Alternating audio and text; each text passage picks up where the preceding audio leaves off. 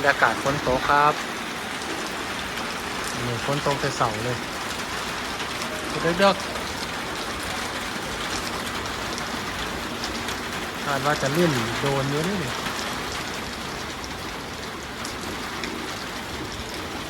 ต้นไม้เลยนำฝนรู้แบบสดชื่น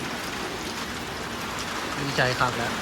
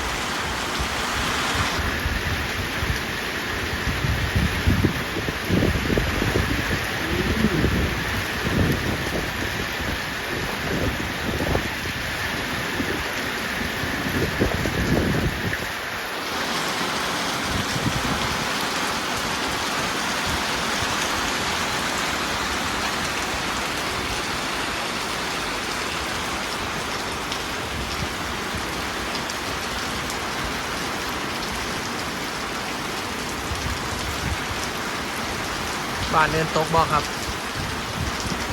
เน้นตกตัวกันเหมือนตัวฝ่าไปเลยวันนี้วัน18 พฤษภาคม66มัน7:15อยู่แล้วครับฝนยังตกอยู่